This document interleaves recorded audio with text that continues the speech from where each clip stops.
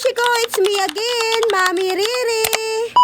Ngayong araw pala mga mamshi ko ay sobrang saya ko dahil may nagpa-deliver nga sa atin ng gamit ng anak ko. At hindi nga lang gamit ng anak ko at meron din ako. Ito nga ang message niya sa akin at sabi niya nga ay followers ko nga siya dito daw sa TikTok. Grabe talaga, sobrang blessing sa akin ng mga ganitong followers. Lalo na nga ngayon, nakakalipat lang namin at hindi ko pa nga afford ang bumili ng mga bagong gamit. Lalo na nga ang mga gamit ng babies ko. Nag-request naman ako ng mga free sample pero pahirapan talaga sa pag-approve. Lalo na kung medyo mabigat sa bulsa yung mga presyo. Hindi ko na nga rin na-videohan yung pag-pick up namin sa mga pinadeliver at naalala ko na nga lang, nandito na kami sa bahay kinakain itong buldak na sobrang anghang kasama sa pinadeliver. Nakakatuwa nga dahil halos lahat nga kami kumain ng buldak ay umayaw na, pero tong anak ko grabe, todo kain pa rin. Talagang kinikiri niya lang yung anghang samantalang kami nangiyak-ngiyak na sa sobrang anghang. At after nga kaming paiyakin itong buldak, kanya-kanyang upo na nga kami dyan sa gilid. At akala ko nga iaayan na tong isang kaibigan ko dahil nung kumain nga siya nitong buldak kanina, tumutulo na nga yung laway niya. Parang nakikipagkumpetensya pa nga siya sana ko dyan kung sino unang aayaw sa sobrang anghang. Pero parang wala talagang gustong magpatalo sa dalawang to. At mamaya-maya nga yan, napatakbo na nga tong kaibigan ko sa lababo dahil anghang na nga daw siya. After nga naming matry itong buldak, inayos ko naman ng paunti-unti itong mga gamit. At kahit nga hindi sa akin yan at pinadeliver yan, ipopromote ko pa rin yan. Lagayan nga pala yan siya ng mga bags. Kung wala nga kayong lagayan ng bag at pakalat-kalat na nga yung mga bag nyo, ito na ang may re-recommend ko sa inyo, bumili na kayo. Ilalagay ko na lang sa yellow basket yung link. Ang ganda nga ng promote ko, nakahalang pala tong anak tsaka kapatid ko sa camera. Ganyan na nga yan siya kaganda pag nailagay nyo na nga ang mga bag nyong sosyal. Sinunod ko naman tong ayusin tong upuan namin. Nilagyan ko nga siya dyan ng carpet na kulay white. Ang nakaisip nga ng idea na lagyan yung upuan dyan, yung hipag ko, inulit ko nga lang kasi bida-bida ako. Ang carpet na yan nga ay kasama din sa ipinideliver sa atin. Tinignan ko nga ang presyo nitong carpet sa Block Up. At hindi naman mabigat sa bulsa ang presyo, kaya caring-caring nyo to bilhin. Kaya umorder na kayo, nasa yellow basket yung link. At habang busy nga ako sa pag-aayos ng mga gamit dyan, may bata na naman palang nagrarambulan dito. At kapag talaga yung anak ko at anak ng kaibigan ko ang nagsama, wala talagang nagagawang hindi nag-aaway to. Lahat na lang ng bagay pinag-aagawan. Siguro kung babae din tong anak ng kaibigan ko, pati shoota pag-aagawan nila. Umupo nga ako saglit dyan habang pinapanood tong isang kaibigan ko na nagtitiktok. Sana all na lang talaga marunong sumayaw. After ko nga magpahinga ng saglit dyan, bumalik naman agad ako dito sa ginagawa ko. Huwag na nga kayo magtanong dahil kasama nga ulit yan sa pinadeliver sa